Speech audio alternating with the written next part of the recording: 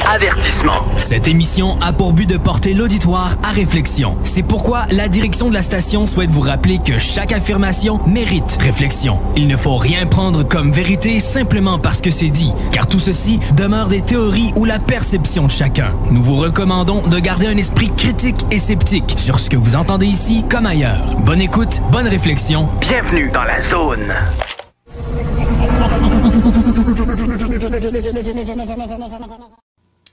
Et voilà, nous sommes de retour à l'émission Zone Insolite. La réalité est ailleurs.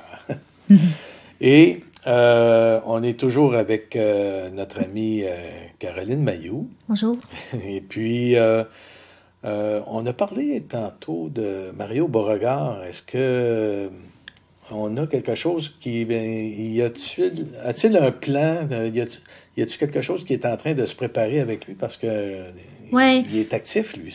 Avec lui, puis aussi avec Alexandre Kellen, qui est en France, là, pour le Nouveau Monde qui s'en vient.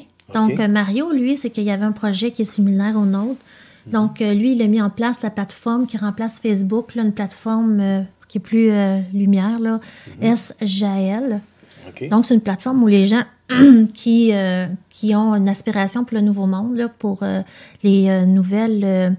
tu sais, tout ce qui est agriculture biologique, nouvelle agriculture et tout ça, permaculture. Et aussi, ça couvre la nouvelle politique, la nouvelle médecine. Donc, grosso modo, c'est d'amener les gens parce qu'il dit pour développer un nouveau monde, il faut des gens qui développent leur conscience. Puis il veut amener les gens à travailler ensemble là-dessus. C'est bon. Alexandre Kellen aussi, là, il y avait cette aspiration-là. Donc, il y a des choses qui se bougent, là. C'est vraiment intéressant. Bon.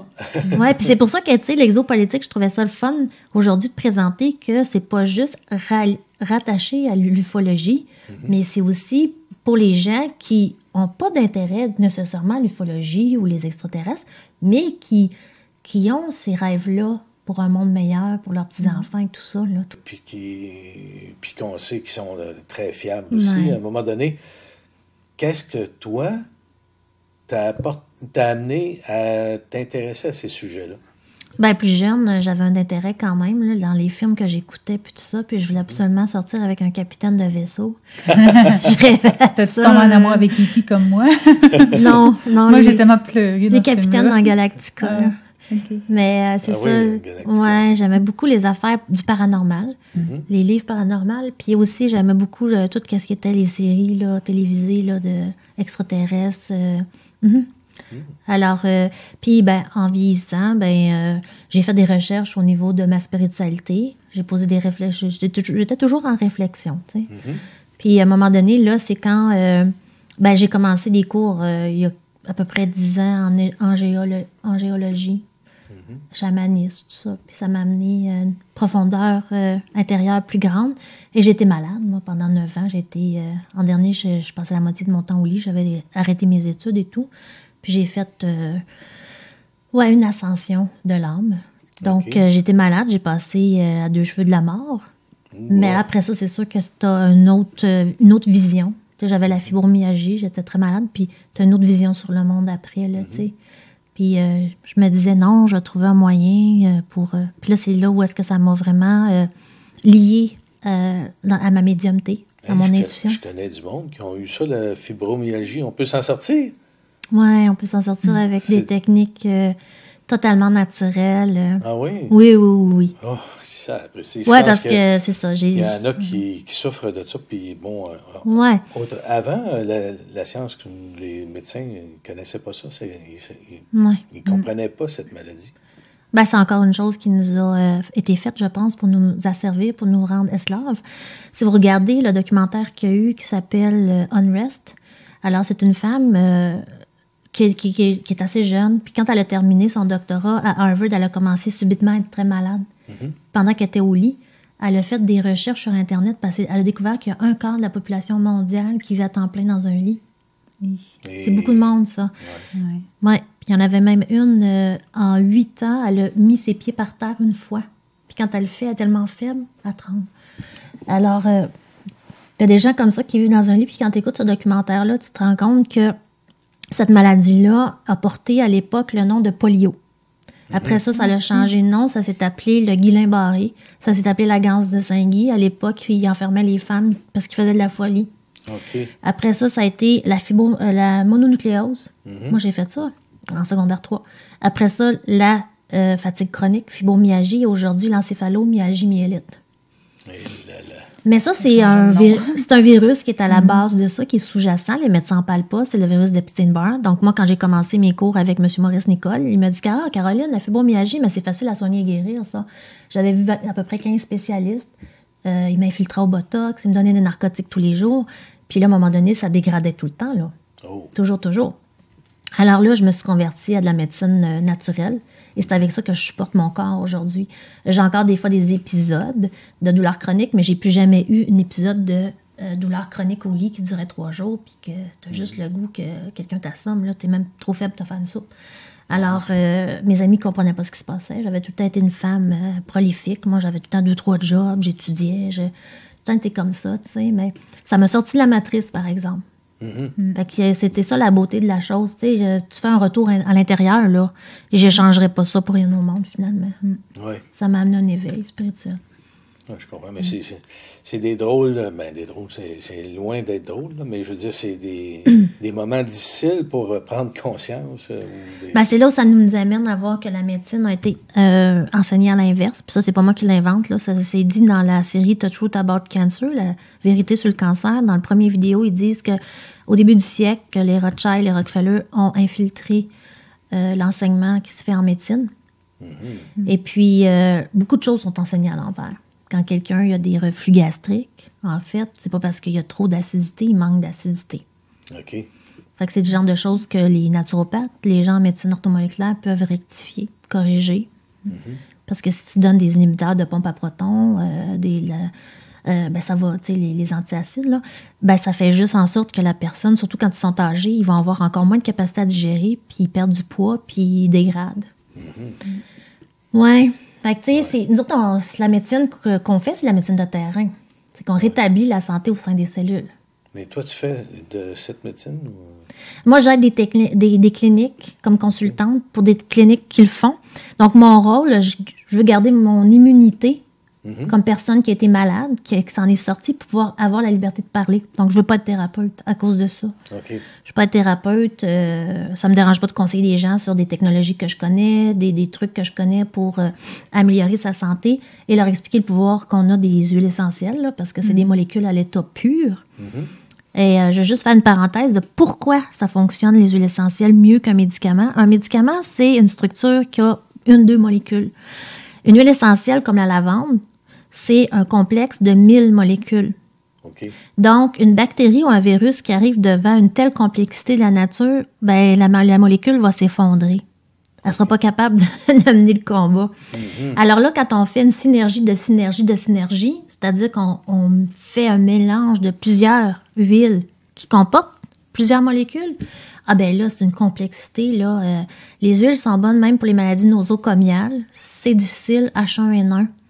Le SRAS, souche de COVID, parce qu'il faut savoir que on en a déjà des souches de COVID, de SRAS en nous.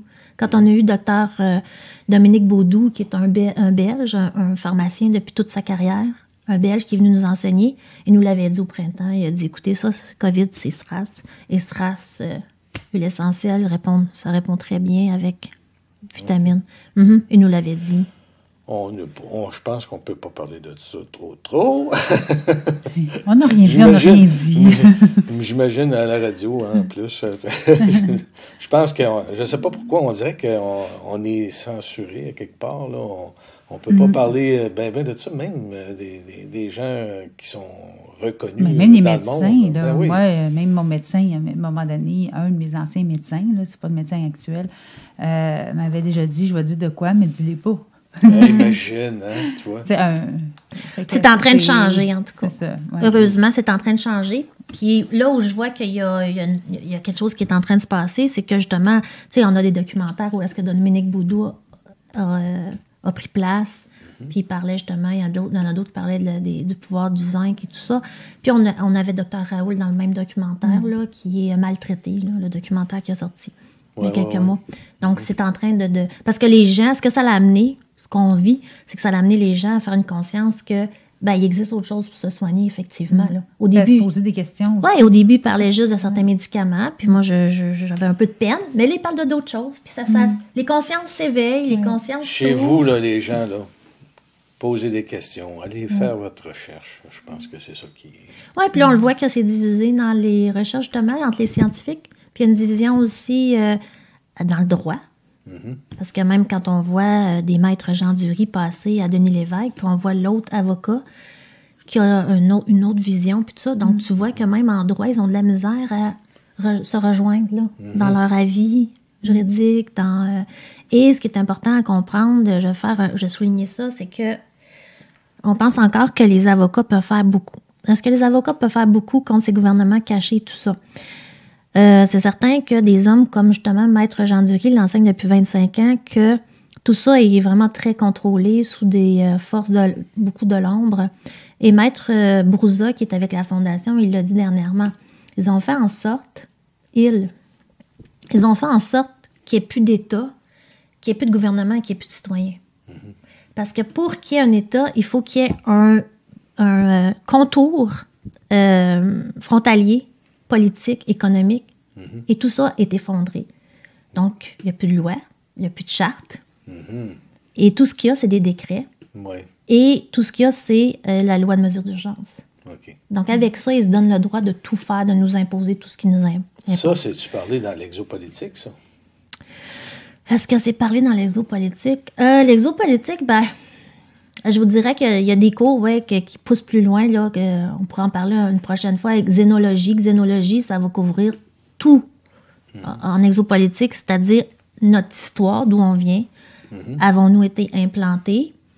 Est-ce que l'évolution de l'être humain, c'est vraiment que, il y a ça a été laissé au hasard, puis à un moment donné, est devenu amphibien. Ça se pourrait que Darwin soit mal... interprété ou... Donc, on couvre toutes ces choses-là.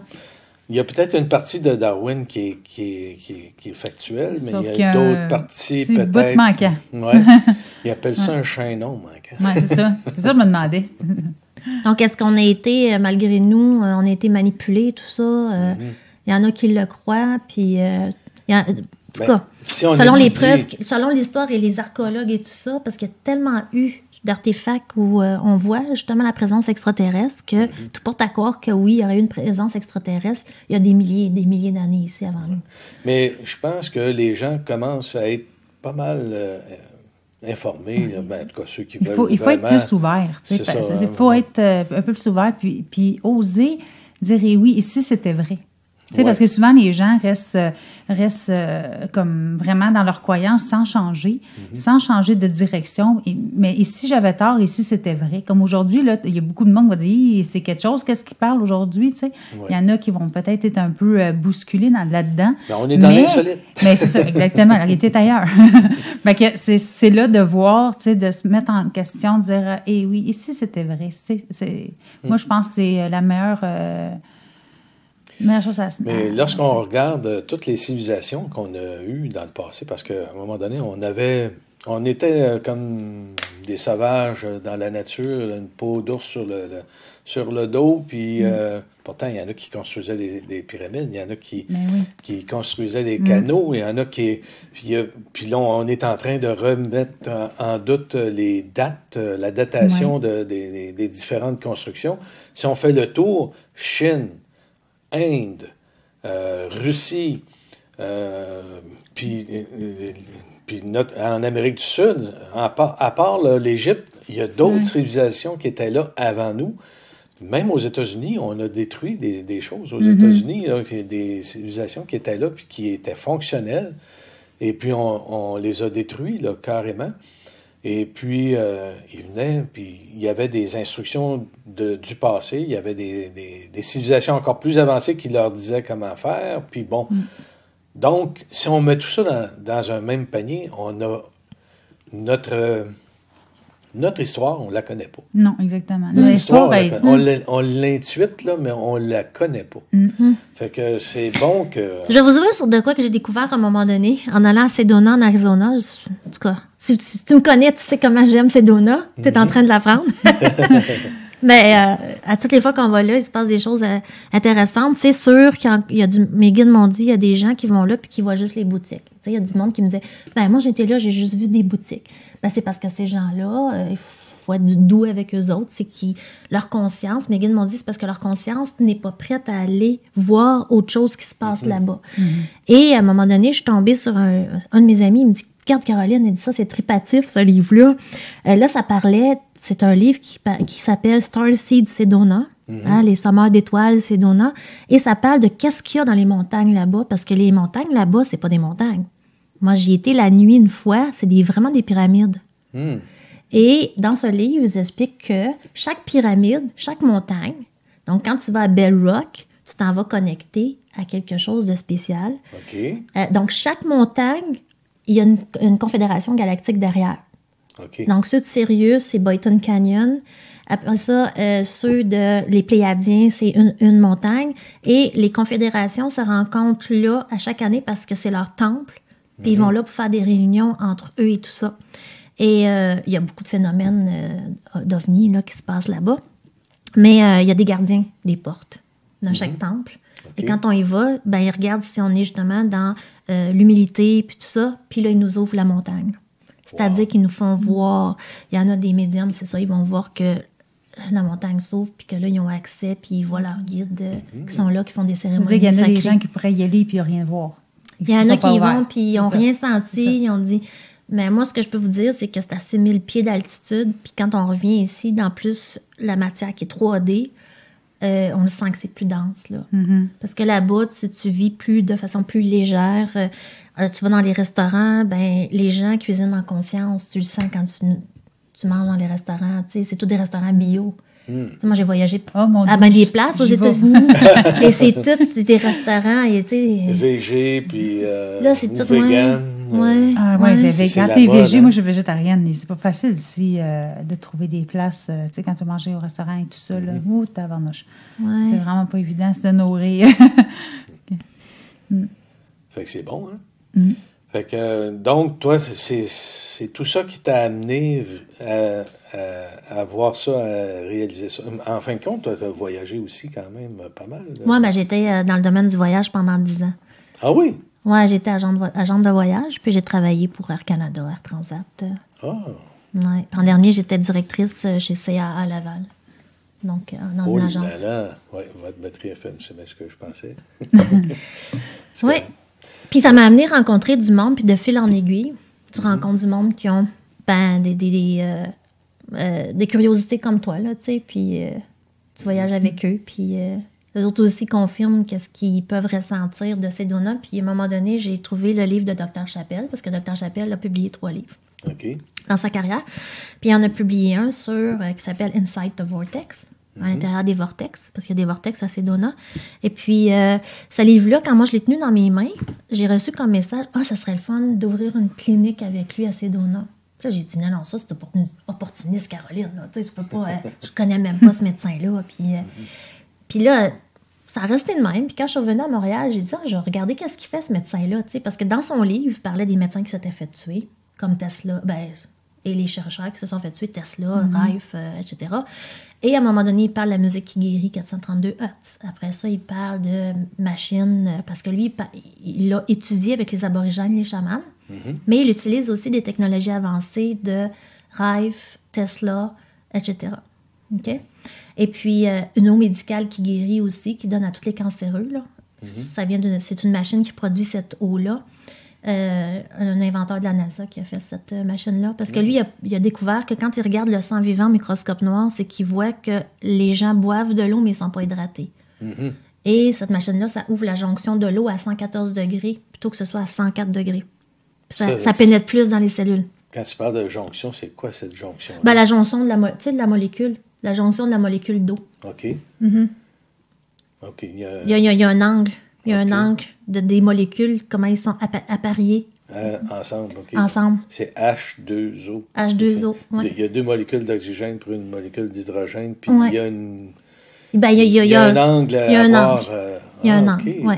Donc là, quand il a modifié, lui, l'ingénieur de la NASA, l'angle, puis ça pénètre plus dans les cellules, parce qu'on le sait, nos cellules ont besoin d'être hydratées, d'eau et d'oxygène en premier pour avoir une santé optimale. Donc, c'est la première chose qu'on couvre avec le protocole de Dr. Chappelle, s'assurer que la personne a compris l'importance de l'oxygène. Ouais, mais je suis curieux de savoir comment il change cet angle-là.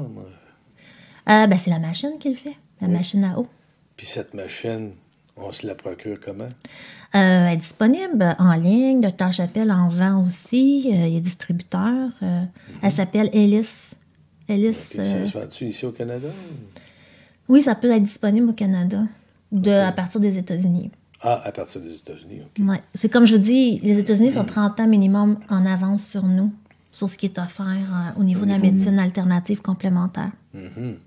Mais il y a un débat, depuis 25-40 ans, tu as des gens comme Maître Jean Dury, tout ça, qui se bat pour justement une ouverture pour la liberté de choix en matière de santé. Oui, bien, ça serait important. Ouais. Il me semble que... Alors là, finalement, c'est ça, j'ai découvert Dr. Chappelle, j'ai été le rencontrer, j'ai fait une formation avec lui. Puis, c'est ça, on regarde pour ouvrir une clinique à Sedona. Okay. Et les guides ont dit que ça va être le début de la Cité de Lumière, cette clinique. Donc, on cherche des investisseurs. Et ça va merger après, ça va fusionner avec la grosse Cité de Lumière après, là. Parce que la Cité de Lumière est supposée faire 60 km sur 90 km. Ça va couvrir toutes ces donuts et ça va aller jusqu'à Phoenix. Tu sais, Phoenix, c'est quand même à peu près 2 heures de route, là. C'est supposé tout couvrir ça. Aïe, aïe. Ouais. C'est intéressant. Fait que même si on utilise des technologies innovatrices en santé, on ne tourne pas le dos à ce qui a bien fonctionné dans le passé, là. Les aborigènes des chamans. Tu sais, quand ils utilisaient pour renverser le diabète même type 2, quand on dit qu'ils utilisaient eux autres, c'est pas moi qui le dis, là, ça vient des aborigènes, le cactus de nopal, le guarma, des plantes ancestrales. OK. Mais la médecine conventionnelle va dire, mais il n'y a rien à faire pour le diabète type 2. Oui, alors... Sauf... On a à apprendre puis à garder ce savoir-là, ces connaissances-là, le codifier, le garder en réserve. Oui, ça mérite une attention par rapport à... Parce que Dr. Chappelle, il disait que quand il va dans les réserves, il dit, quand tu vas chez les aborigènes, le plus vieux de la tribu a 100 ans puis il porte pas de lunettes. Il porte pas de lunettes. Moi, c'est récent. Hein, on n'est pas parti, on est tout avec 65 ans, là, je viens juste de commencer. Puis là, je trouve qu'ils m'handicapent au lieu de m'aider. Et il disait qu'ils ont une mémoire exceptionnelle parce que c'est eux, à 100 ans, autour du feu le soir, que là, ils transfèrent leurs connaissances sur qu'est-ce qu'ils savent sur la construction, sur la médecine, à leur génération. Oui. Fait que... soyons humbles, on a à apprendre de ces peuplades. Ouais. On a à apprendre sur tout. Sur tout. On est ignorant sur bien des choses. Oui. Alors, quand je l'ai rencontré, je peux te dire que il était devant moi, puis j'ai dit, lui, c'est un médecin des 5e dimensions qui est avec nous autres. Parce que la manière qu'il parle, parce que c'est un médical médium. Oui. Mais il dit que c'est ce que la médecine, même ce qui n'est pas enseigné en naturopathie, entre autres au Québec, c'est la connexion de cœur à cœur avec le patient. Il dit, lui, la plupart des médecins, tu vas dans le bureau, sont même, qu'est-ce que vous avez, puis bye-bye. Non, c'est pas comme ça que ça se passe là. Non, parce qu'il dit, you have to break the egg. Il faut casser la coquille. Parce qu'il y en a qui viennent le voir, puis c'est des costauds, puis ils ont une carapace, là, tu sais. Mais quand il faut que tu parles de la santé de quelqu'un, il faut qu'il arrive à s'ouvrir. Puis à partir du moment où il s'ouvre, parce qu'on le sait, là, c'est pas juste une guérison, c'est pas juste le corps, là, c'est tout l'esprit aussi, là. Puis il y avait une femme, justement, qui était obèse, puis il l'a invitée à dîner, puis elle a dit, moi, vous m'invitez à dîner? Puis là, il a découvert que c'est parce qu'elle avait eu de l'abus sexuel quand elle était jeune. Puis elle avait découvert à un moment donné, en vieillissant, que si elle avait du surpoids, les hommes étaient moins attirés, elle avait moins d'abus. OK. Fait qu'elle s'était ajouté des protections. Hey, c'est quand ça a sorti que là, elle a pu guérir ça, puis maigrir, puis accepter d'être dans un autre corps. Aïe, aïe. Se modifier. Fait que ça va jusque-là. Ouais. C'est ça. Hey, on a appris des choses aujourd'hui, j'aime ça. Moi aussi, j'en ai appris avec vous autres. C'est réciproque. Ouais. Ben, si vous, les auditeurs, vous avez aimé ça aussi, ben faites-le nous savoir. Venez visiter le site conscienceplus.com et venez visiter et voir ce que on a fait, en fin de compte, avec Caroline aujourd'hui, puis les documents qu'elle a présentés. Puis je pense que ça va vous plaire. Mm-hmm. Et puis, faites-nous savoir aussi si vous avez aimé ça, l'exopolitique, ce qu'on a parlé, les lignes de temps. On en a brassé là, des choses. On a parlé même de médicaments, pas de médicaments, mais de santé. Alors, imaginez toute l'étendue du savoir de Caroline aussi à ces niveaux-là. Puis, il ne faut pas oublier que c'est pas, quand on est dans des projets de ça, c'est pas la fin, justifie les moyens. Il faut savourer le parcours, puis chaque rencontre qu'on fait à chaque jour avec les gens qu'on croise. Oui. Puis prendre le temps de savourer ces rencontres-là. Absolument. Oui. On a savouré aussi. Oui. Merci. Alors, merci à tout le monde. Et puis, n'oubliez pas, vous pouvez voir sur Conscience Plus, mais aussi, vous pouvez écouter en podcast immédiatement après la diffusion. Si vous en avez manqué un petit bout, on peut avoir le podcast de l'émission aujourd'hui, 6 mars. Ça va être disponible là, presque immédiatement après notre émission. Et demain ou après-demain, vous pourrez voir sur Conscience Plus la vidéo qu'on a fait en studio. Merci, Denis. Merci encore, Caroline. Merci, Pascal. Merci, Pascal. Hey, une belle entrevue aujourd'hui. Oui. Au revoir tout le monde. Bye bye. Au revoir. C'est JMD 969 FM.